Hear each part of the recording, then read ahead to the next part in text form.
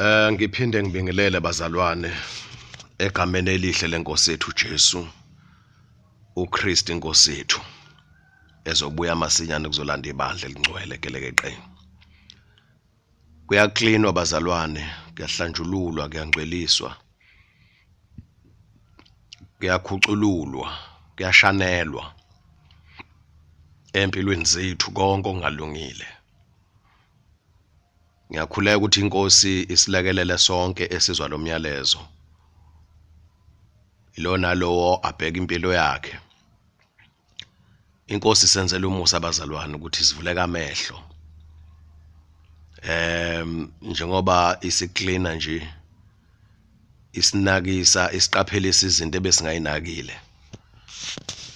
Siyambonga uNkulunkulu ngomusa wakhe egameni lenkosi yethu Jesu. Bonke abakholwa inkosi uJesu ngiyafisa ukusho bazalwane, uNkulunkulu usithandile usenzele umusa ukuba sikholwe indodana yakhe uJesu. Mawuthola ithuba ofunda uJohane chapter 6 uverse 65. Uthi uJesu njengalokhu ngishilo ukuthi akekho ongeza kimi uma lokho engakuphiwanga uBaba. Asikwazi ukukholwa inkosi uJesu uNkulunkulu engasiphanga ukukholwa inkosi uJesu.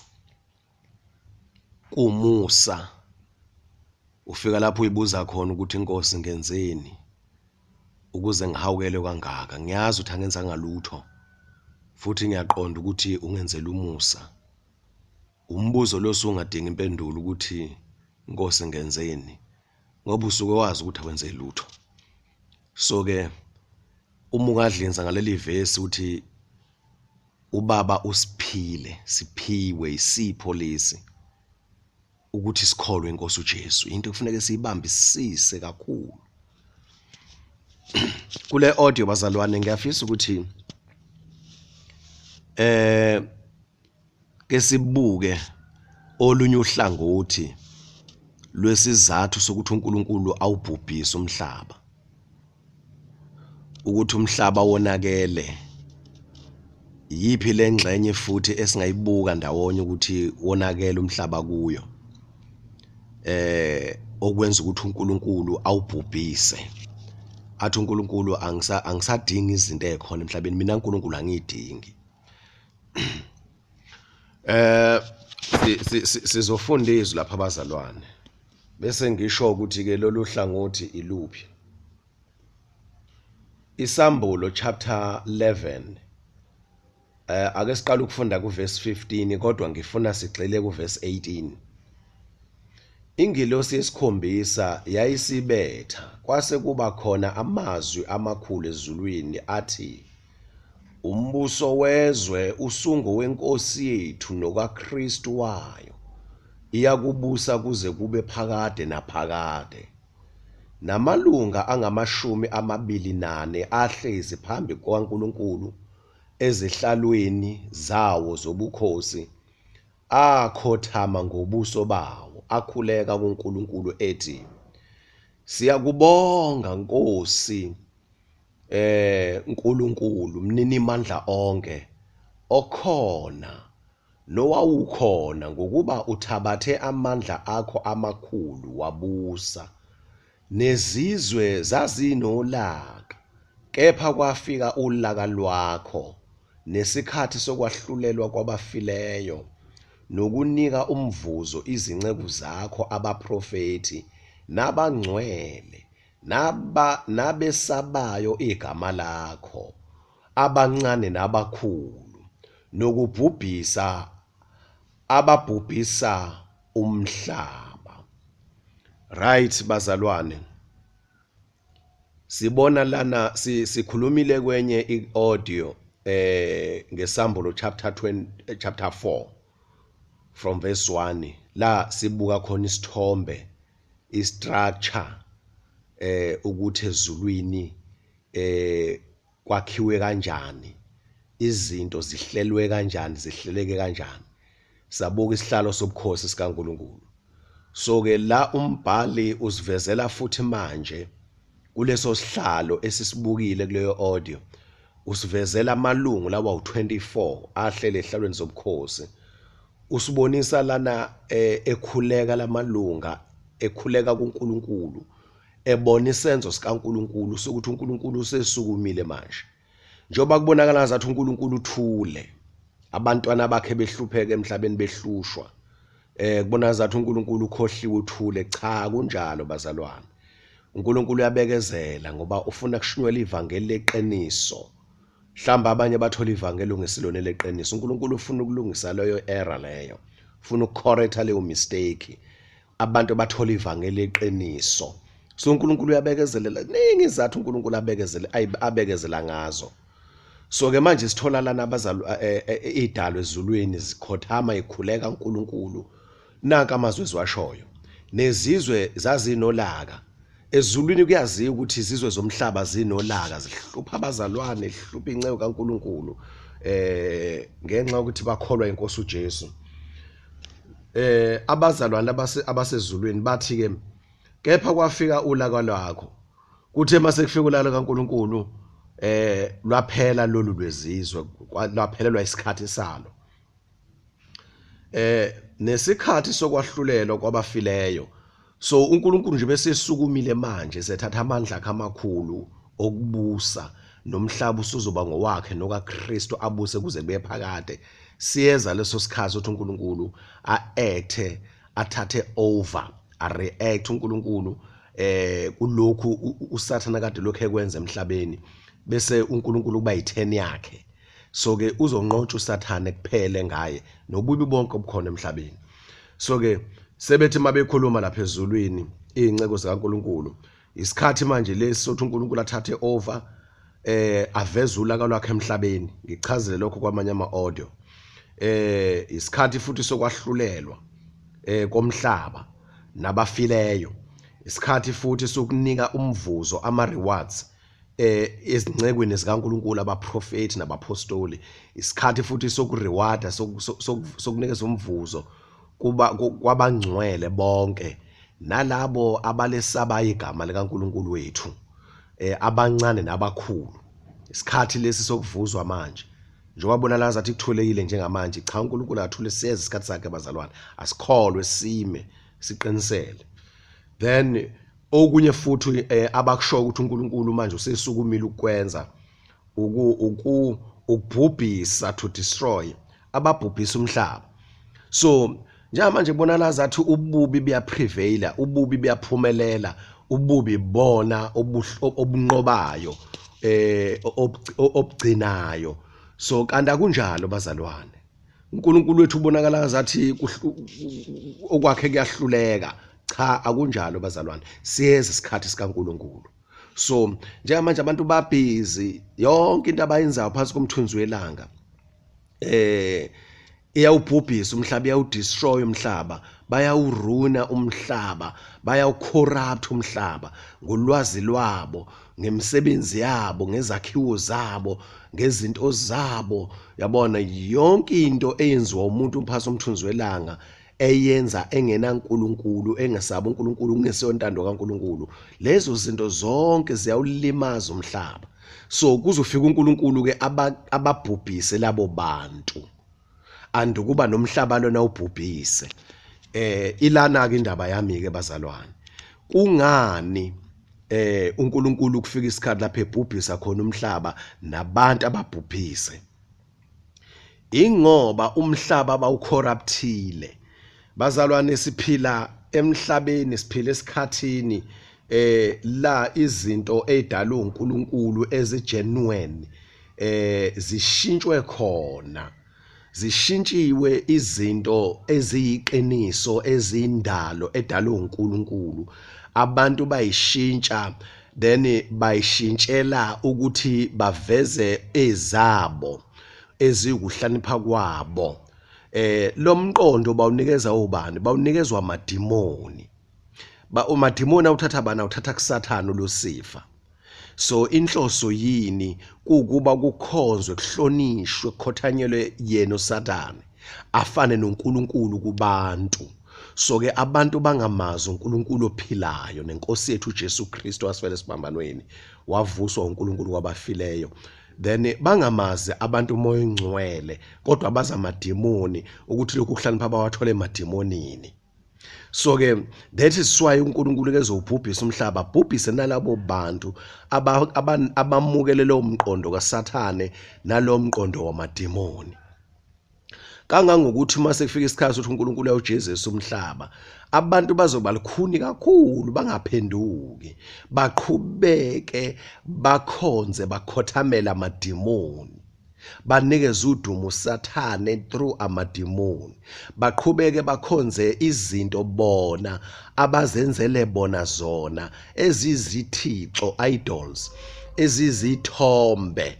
So abathi mabezibuka bajabule ngazo ukuthi basebenzile, zibathokozise lezo zinto. So kangathi uNkulunkulu mesehlisa intukuthelo yakhe, so bazoba lukhuni ukuphenduka ngoba bebona imisebenzi yezandla zabo imihle emehlweni abo, bejabulela nokuhlakanipha abakutholile emademonini abenzele imisebenzi yezandla yezithombe ngayo, ngakho lokhu kuhlakanipha. So ke ngiyafisa ke bazalwane sibuke nje lento ngomoya kahle okahle ophansi. Siphila bazalwane emhlabeni ogcwele izinto ezingelona iqiniso, ezingekho genuine, yabo, ezingekho real. Siphila emhlabeni wezinto ezifake, yabona makuthiwa into ifake, yabona ayikho original, ifake, yabona ayikho genuine, fake. Ngicela sivulana amehlo bazalwane uyibone ngempela lento ukuthi ya uNkulunkulu uzobhubhisa umhlaba, nokuhlakanipha kwalelizwe uzobhubhisa, nabantu abanalokho okuhlakanipha uzobabhubhisa. So uma ebhubhisa umhlaba uNkulunkulu uzobhubhisa yonke into edaliwe namazulu. So amademoni uNkulunkulu uzowabamba ayowafaka esihogweni noSathane nengilosi zonke zibumnyama okuyibone bebefaka lokhu kuhlakanipha, bethulula lokhu kuhlakanipha, bonakalisa abantu ingqondo yabo ukuthi abantu bashintshwe baguqulwe ukuthi bangabe besakhonza uNkulunkulu ophilayo kodwa bakhonza izinto eziyimisebenzi yezandla zabo ngomqondo nokuhlakanipha abakuthole kuSathane nangamademoni. So siphila esikhathini sefake, izinto lazi ifake khona. Ake siqale nje ngokuthi nje bazalwane khona izihlahla ezifake, yabona, khona imbali ezifake. Mawuthi uyafuna sazazi inhle imbali kanti fake akuzona imbali. Khona ama fruit abekwe phezulu kwetafula ifake, yabona, ungazuluhalele kanti akulona iapula, akulona ifruit leqiniso, yini fake. Then siphile esikhathini lapho ivini nokudla kushintshwa, kukhona ifake yakho. Siphile esikhathini lapho nabantu kukhona abantu abayifake, onodoli, yabona, onopopi ifake. Khona izilwane ezifake ezikhandiwe, unodoli welwane ifake. Siphile esikhathini lapho even bazalwane nezinto ezigqokwayo zifake, azikho genuine. So uNkulunkulu udala inwele kumuntu kodwa kwakhiwa inwele ezifake, yabona, umbona umuntu emuhle, yabona, then abe muhle umuntu, omunye umuntu athande lolu hlobo lomuntu kanti lobu buhle bukhandwa yifake. Uma ukhipha lezinwele zakhe kuvele omunye umuntu, yabona, umuntu okuyena yena ongqo ogenuine ucashile lo dalo uNkulunkulu. Then kukhona izinkophe ezifake, yabona, then khona amashiya ayifake, khona amazinyo ayifake, khona inzipho ezifake, khona izitho zangasese, genital organs ayifake, yabona. So ubona isitho somuntu wesilisa esifake, ubona isitho somuntu wesifazane esifake, khona imilenze ekhandwayo eyifake, nenyawo zakhona ezifake, khona ingalo ezifake ifakwe kumuntu. Siphila abazalwane esikhathini la izinto ezigenuine edalwa uNkulunkulu zishintshwa khona ziguqulwa kufakwa ezuhlakanipha kaSathane, and lezo zinto ziyafundelwa, bayifundela abantu bachitha isikhathi bamosha isikhathi ukuze balethe lento leyo fake leyo. Siphila esikhathini la kukhona khona nokudla okuyifake, yabona, olamthuthu lezi inkukhu lezi edliwayo ekhanda ama braai pack, njoba kudliwa inyama nje no Kentucky olokhuza no Nando's obanibani, inkukhu esetshenziswa lapho ifake akuyona igenuine. So ifake kuze kuthiwa khona artificial insemination. Uma ngabe kufuneke kuzalwane ilwane izalane kwenziwa iartificial, into artificial into efake ngoba akusiyona inature esebenza lapho. Yabona ukukhiqizwe ilwane ezithile ngendlela yefake. So kunabantu manje abakhandwayo ukuthiwa ama robot fake. So and uSathane has been trying ebambisene namademoni nabantu abavumile emhlabeni ngenxa yalemfundo lena. Uma sebefundile kuthiwa izifundiswa usebenza kunye nabo uSathane babambisane, then kufuneka ekhishwe uhlobo lwabantu, kushintshwe lo muntu odala uNkulunkulu, kushintshwe indlela acabanga ngayo, kushintshwe icharacter yakhe, kushintshwe umqondo wakhe. So iyasetshenzwa lento. So njengoba umuntu efundelwa ukuthi uhlinzwa kanjani, umzimba womuntu usebenza kanjani, igazi lihamba kanjani, imithambo ihlangene kanjani, yonke lento uSathane uzama ukupenetrate umqondo womuntu so that ezomshintsha amtransform amguqule, kungabe umuntu ogenuine kube ifake. Njengoba izama nje ukuthi afake igazi labanye abantu, then abantu badla amaphilisi akhandwe ngezitho zabanye abantu, amaphilisi akhandwe ngezitho zelwane ezithile, amaphilisi akhandwe ngehlahla ezithile. Inhloso kaSathane is to change lokho okudala uNkulunkulu kube ifake, kungabe ugenuine. So ke uNkulunkulu methu uyabuka manje emhlabeni izinto zonke ishintshiwe. Fake. So abantu masebephila abazalwane, yabona, sokukhona nabantu othi uhlangana nabo uyambona ukuthi umuntu lona, kodwa umuntu owakhiwe, umuntu oyifake, akuyena umuntu ogenuine. So kuningi nje bazalwane, kuningi yabona lokho sokuzwile njengamanje. Akushaya uphoze kancane ukucabange ngakho, mhlambe khona wena one experience yakho uNkulunkulu akwenzile ukuthi ukubone mina engakubonanga, ongafakazela ngakho lokho engikushoyo. Kuningi kakhulu bazalwane. You've been exposed entweni ethile wanganaka, akubuyisa ingqondo yakho njengamanje, uyabona. So ziningi izinto eziyifake ekushwala uSathane ufuna ukushintsha umhlaba wonke ugcwala ifake. That is why ke manje abantu laphana encwadini yeSambulo chapter 9 uverse 20 ufundeka kanje bazalwane, abantu bazoba lukhuni, kepha abaseleyo babantu abangabulawanga ngalezo zinhlupho abaphendukanga emisebenzeni yezandla zabo ukuba bangakhuleki kuwo amadimoni nezithombe zegolide nezesiliva nezethusi nezamatshe nezemithi ezingenakho ukubona nakuzwa nakuhamba, futhi abaphendukanga ekubulaleni kwabo nasekuthakatheni kwabo nasebufebeni babo nasekwebeni kwabo. So abantu abaphendukanga, even uNkulunkulu lethe ulaka lethe intukuthele lethe inhlupho, abantu abaphendukanga sebenhliziyo olukhuni. Yini indaba nami? Yabona, sekuphele lento yobuNkulunkulu kubo, sekuphele lento yobuntu obufaka uNkulunkulu kubo, lento yozwelo, lento yobuhlungu iphelile. Why? It's because sebeyimixture abantu, imixture yendalo yemvelo nature edalwe uNkulunkulu kanye nezinto eziwumqondo kaSathane yonke lento ihlanganiswe la kubo. That is why uNkulunkulu ezobhubhisa umhlaba abhubhise nalabo bantu futhi. Bazalwane, inkosi uJesu senzele umusa ukuthi uNkulunkulu asiphe isipho somusa sokholwa uJesu ukuze siphunyuke kuyo yonke lento bazalwane. Kwakhiwa ifake yezinto emhlabeni. Kwakhiwa ifake yezinto.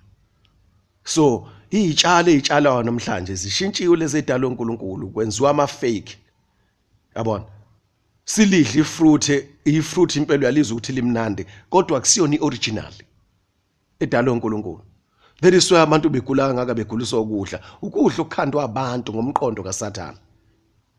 So uNkulunkulu methu uyabuka iproduct yakhe yokudala kwakhe izinto ishintshiwe ziguquliwe, things are exchanged, zisuswa ebuNkulunkulwini ziswa ebusathaneni. So yilento ke efundelwayo ekoleni, yile misebenzi uma umuntu esefundile babhizi ngayo kuyasetshenzwa bazalwane. Wena ucabanga ukuthi uqashiwe nje uyasebenza uhola imali ujabule ukuthi sengiyasebenza ngithola umsebenzi, kungaphezulu kwalokho uyasebenza, usebenza impela nje. Kuyasetshenzwa.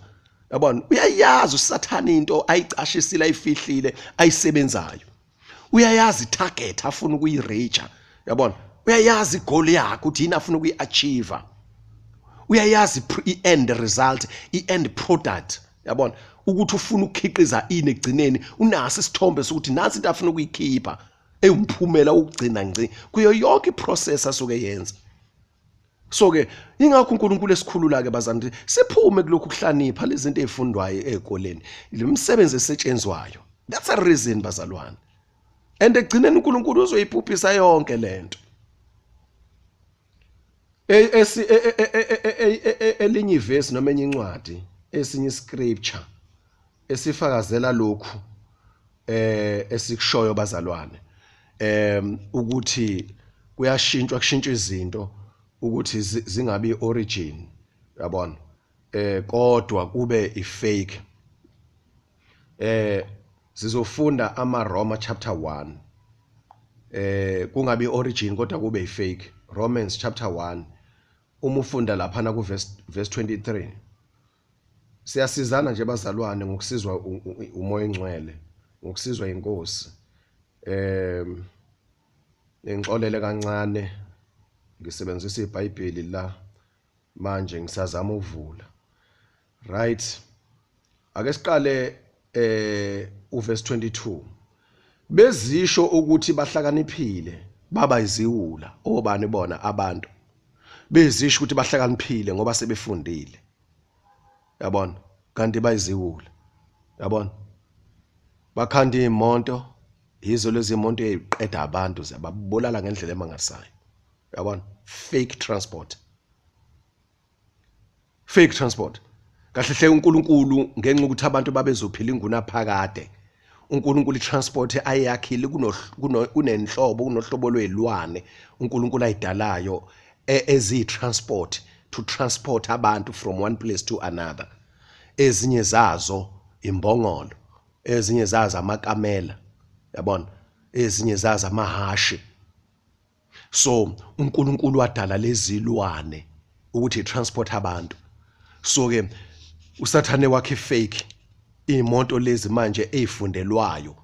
Umuntu afundele ukuba umechanic uzakhandele imoto.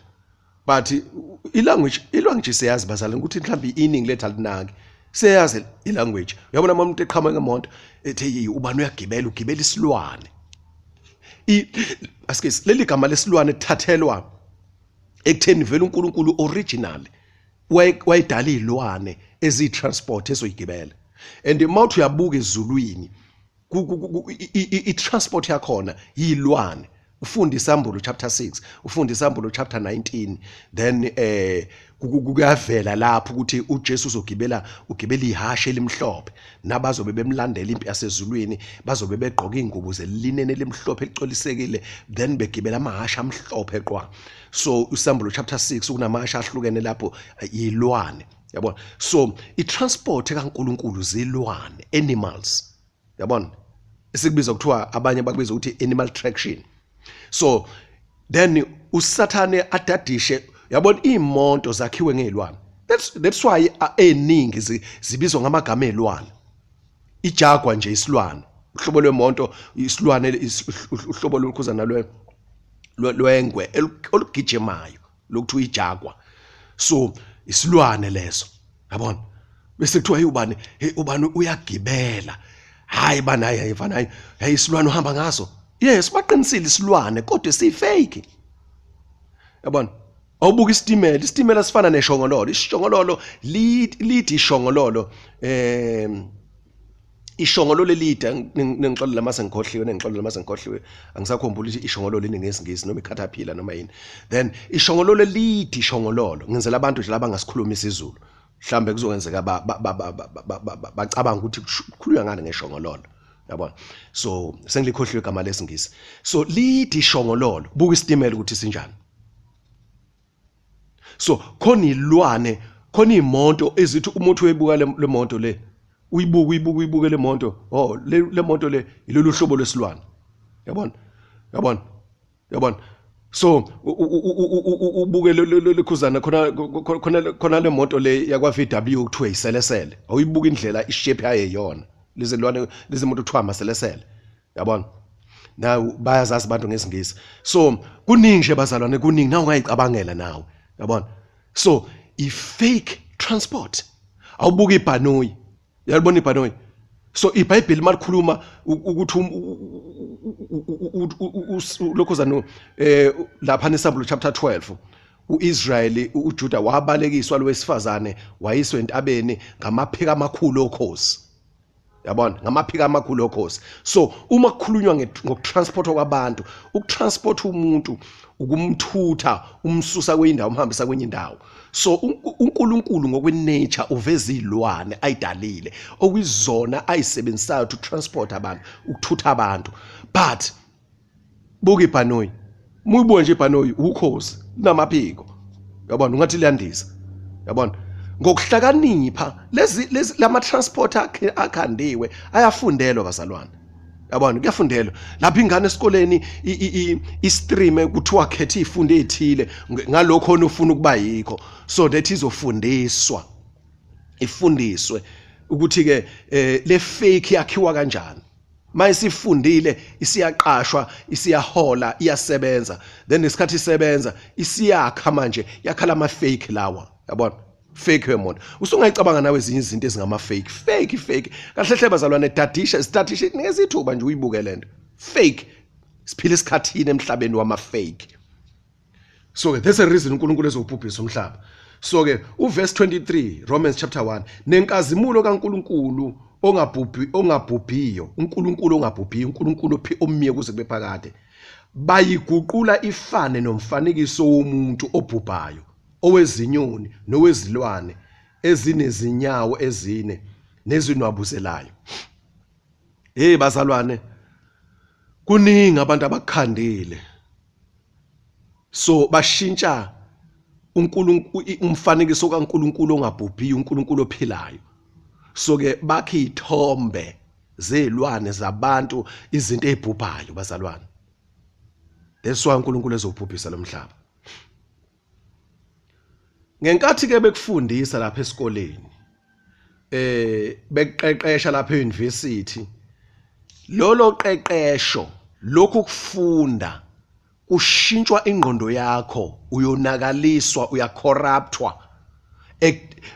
Wena umuntu odalwe nemvelo yokwazi uNkulunkulu, ukuthi khona umdalo wezinomhlaba. That is why abantu masebexakekile, sekunzima empilweni. Abantu abaningi mabekhala bethi kodwa uNkulunkulu, umuntu ongakholwa, umuntu ongenandaba uNkulunkulu othuka uJesu oyiphilela impilo yakhe ayithandayo, bathi mesehlelwe into ebhlungu bese ehlambalaza uNkulunkulu athi uNkulunkulu bekuphi, uNkulunkulu ngishilo. It's because imvelo yabantu iyamazi uNkulunkulu ukuthi khona uNkulunkulu ophilayo.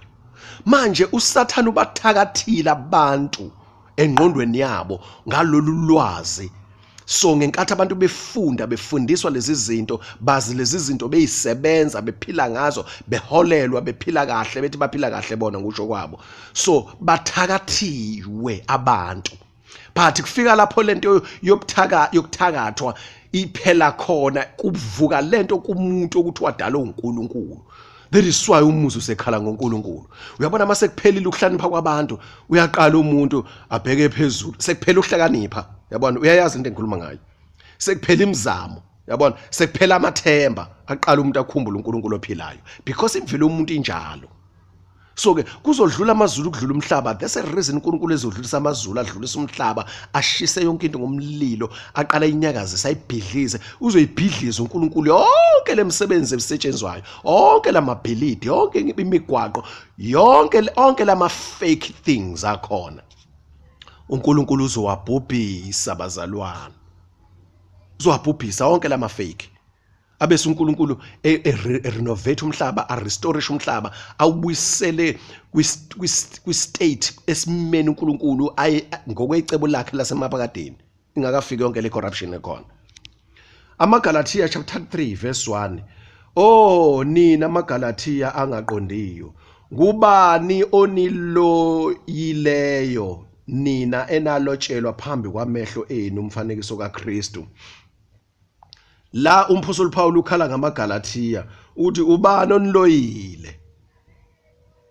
Ngoba benamukela ivangeli nakholwa manishunyezwa ngoKristu, nathi manikholwa ukukholwa kwenu kusho ukuthi kwathi makuchazwa ivangeli likaKristu ukuthi wafa esiphambanweni wavuka abafileyo, yakheka lento kini engqondweni nenu, sakheka lesi sithombe sokubethelwa kwaJesu efela abantu ezonweni zabo, yakheka lento nayikholwa, then nasenimukela umoya oyingcwele ngokuthi nikholiwe. Manje senifuna ukubuyela ezintweni zemthetho, nithembe namukela umoya oyingcwele ngokuthi nikholiwe. Manje senifuna ukuthi nibuyele kuyithembeni ngamandla enu. Bazalwane, namhlanje sithemba idifiketi, sithemba imfundo, sithemba izinto eziyifake. Right. Uma ufunda enye version yesiZulu lapha namaGalathiya chapter 3 verse 1. Maye ziwula zamaGalathiya, niluthwe ngubani nina enachazelwa ngoJesu Kristu ebethelwe esiphambanweni? Kwaba sengathi nimbona ngamehlo na. Niluthwe ngubani? Niloywe ngubani? NgesiNgisi, who bewitched you? Ubani onithakathile, oniloyile, oniluthile? Yezwa lamagama njengoba ngiwabiza nje ayahambisana. So ke uyabona abantu njengoba ingane ezifunda nje ekoleni bese abantu bayasebenza imisebenzi, ukuloywa lokho. Bayaloywa abantu, bayathakathwa. Ukuthakatha phela abazalwane ucorrupta, ukonakalisa, yabona? Ushintshe into uyiguqule, athi umuntu ephila umthakatha umuntu agule, yabona? Athi umuntu ephila ngengqondo esane, uyabona, umthakatha umuntu ingqondo yakhe ishintshe, ahlanye abe insane, yabona? Uyamshintsha umuntu, uyamloya, uyamguqula esimena yiso abe ngesinye isimo. So ke lapha ezikoleni bazalwane bayathakathwa abantu, niyathakathwa. Angisho lokhu kuthatha ukuthi umuntu aphathe umuthi akufake ekudleni athakatha akhulume nani. Ukufunda isikhathi ufunda lezi incwadi oyifunda ufundiswa apha esikoleni. Lo fundisayo umthakatha, uyathakatha, uyaloya, ushintsha umuntu kaNkulunkulu, uyamqeqesha, umfaka omunye umqondo ongcolile, yabona, uyamguqula, yabona, uyamtransforma lo muntu, uyamthakatha, so that ezoba umkhiqizo, ezoba olunye uhlobo lomuntu, yabona. Then ongasakwazi ukucabanga ngoNkulunkulu ophilayo, enza umsebenzi kaNkulunkulu omuhle ophilayo, kodwa enza umsebenzi akhanda ama fake emhlabeni. Njoba ngikhuluma ngenwele nje lezi fake namazinya ayifake, yabona, abantu abafundile abakhanda lezo zinto fake. Imoto lezi fake, amabhasi, uthi uyalibuka ibhasi uhlobo uthilo lwesilwane lolu, yabona? Uthi uyalibuka uhlobo lwemonto uhlobo uthilo lwesilwane lolu, lukhandwa abantu bafundile, bakufundele lokho, yabona? Angathi inkosi yomusa ingasilekelela ngomoya oyingcwele bazalwane, engakuthintanga inkosi iqhubeka ikhulume nawe, imbule kakhulu, ivula amehlo akho uyibona izinto la uhamba khona, la uphila khona, ubuye ngendlela ehlukile manje. every time uNkulunkulu akuvula amehlo wherever you are lapho ukhona uNkulunkulu akuvula amehlo uzibone lezi zinto ukhumbule le audio le ukhumbule lenkulumo ukhumbule lesi sifundo bazalwane egameni lenkosi ethu Jesu bayathakathwa abantu bazalwane bayathakathwa abantu bazalwane bayathakathwa abantu bayalunjwa yabona bayaluthwa. That is why abantu mase sebe ba crazy ngalezi zinto bayifuna yabona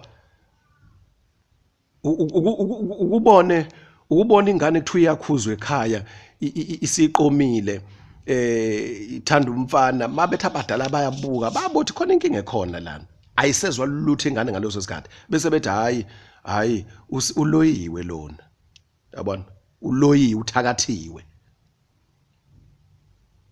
usenothando oluxakile yabona ngisho nomuntu wesilisa naye ukuthi hey akasezwa lutho indlela kade enza ngayo ekhaya uthothi indoda isishiya unkosikazi wayo ikhohlwa unkosikazi ikhohlwa izingane ikhohlwa ama relatives ama extended families ama siblings kade basiza lo muntu wahlangana nentombi ethile bese kuthiwa hayi ubani ngeke uloyiwe udinga ukwelashwa uloyiwe uthakathiwe uluthiwe ushintshiwe uguquliwe akaseyona lento kade eyiyona usengenye into usengesinye isimo akasena interest akasena uthando akasana kukhumbula akasacabanga lutho kumndeni wakhe even ukhohliwe unkosikazi wakhe enza naye ifunga esikhathi eshada ukhohlwe izingane zakhe ziyahlupheka then ubhizi uhle nomunye umuntu wesifazane nezingane zenye indoda uloyiwe uthakathiwe ushintshiwe hilento eyenziwa kubantu ke ngalemfundo yalelizwe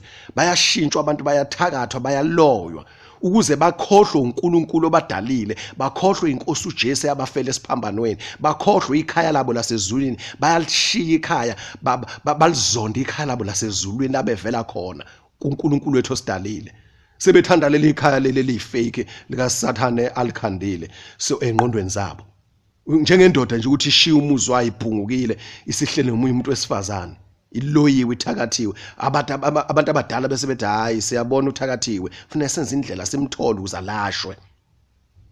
So njengoba sikhuluma nje bazalwane indlela uNkulunkulu afuna ukulapha ngayo ibandla lengumzimba kaKristu Jesu kukhishwe le drug kukhishwe le lobubuthi bolwazi obulwazi ubuthi obulwazi obuyinknowledge obuyiwisdom obuyimfundo yalelizwe yabona ubuthi obuhlakanipha kwalelizwe uNkulunkulu ufuna ukukhuculula adestroy lolu lwazi lobubuthi lobabukhiphe kuhlanjulula ibandla liyangcweliswa ngezwi likaNkulunkulu. Hey abantu abasafuna lutho manje abasafuna lutho uzwa ngoNkulunkulu abanasikhathi noNkulunkulu abanasikhathi nenkosi uJesu abanasikhathi nomoya engcwele uyafuna ukubaxwayisa abantu abazalwane umoya engcwele lutho abanesikhathi abamuza umoya engcwele nje ekhuluma abanasikhathi sezwi likaNkulunkulu bahlole yabona bathakathiwe baloyiwe abantu ma inkosi ukwenzela umusa mzalwane uzwa lele khuzana lekho lentshumayelo le uNkulunkulu ekuthinta thandaza uNkulunkulu enza umusa nakwabanye uyidlulise thandaza uzilukudla ukuthi uNkulunkulu abaphilise abantu bakhe yabona njengamanje amabandla amaningi emasontweni amaningi bazalwane kukhulunywa ngemali kukhulunywa ngeprosperity kukhulunywa ngokuphumelela fundani sebenzani ngisho ukuthandazwa manje kuzila ukudla kukhuleka manje ngendlela abantu asebethakatheke ngayo asebeluthwe ngayo yabona akusakhulekelwa kakhulu intando kaNkulunkulu akukhulekela ubungcwele akukhulekela ukuthi kufune umbuso kaNkulunkulu nokulunga kaNkulunkulu kufune kubiza uNkulunkulu esenokufunyana afuna uNkulunkulu esenokutholakala lutho akusakhulekelwa manje ukuthi inkosi akufezeke icebo lakho ngathi yabona izinto eziqondene nentando kaNkulunkulu ayisakhulekelwa zikude ngisho umuntu efunda iBhayibheli ulifunda ngendlela yalomqondo wakhe ngoba ushintshiwe uguquliwe uthakathiwe uluthiwe. Ngiyanicela bazalwane egameni lenkosi uJesu ufuna ukulanda ibandla lakhe elingcwele elilashiwe kulokhu kuthakathwe elithakathwe ngakho kodwa kufuneka kuvume wena Ngiyabonga kakhulu bazalwane. Besikhuluma ngendaba ukuthi umhlaba ushintshiwe uguquliwe, kugcwele ifake emhlabeni. Izinto ezikhona zifake. Uyabona? Ngisho nengane ezalwayo namhlanje. Uyabona? Njoba kunemgomo nje umuntu umama mayisakhulelwa uyagoma yabona. Naye ugomile umama uyagoma kugonywa nale ngane lapha naphakathi ithi ngishisizelwe iyagonywa yabona. Then kukhandwa abantu abayifake. Umuntu uzwe indaba la ngaphandle oso science bakhanda umuntu ohlobo lukanjena onjena yabona, then uyabona ukuthi khona lapha abathola khona umqondo nokuhlakanipha bese befuna lento ukuzoyipractice lento ukuthi yenzeka ngempela yini. Kuthi hayi uzalwa amawele amangaka yabona, kunomama uzala amawele anjena amawele nani. Bazalwane, kuyasetshenzwa laphandle. Akuwona lo msebenzi unocabangayo uthi umsebenzi omuhle nje ngiyasebenza bese ngihola imali yami ngidle nomndeni wami. No, kusikhona lokho.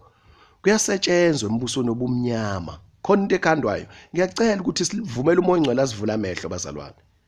Yabona? Njoba ufunda nje uyafunda impela. Khona into oyifundayo. Njoba usebenza nje uyasebenza, khona into oyisebenzayo. Kodwa kusiyona lo oyicabangayo wena. Angathi uNkulunkulu angasilekelela sithuke manje, siphenduke manje ithuba lokuthethelelwa nokuphenduka lisekhona. Ngoba ngelila ngazodalulwa lezi zinto zonke. Abantu bayomangala. Kanti besenzani kanti? Besenzani kanti emhlabeni? Umoya ongcwele nje manje uyakhuluma bazalwane. Usiza impilo zethu. Ngiyabonga kakhulu inkosi yomusa sibusise egameni kaJesu. Amen.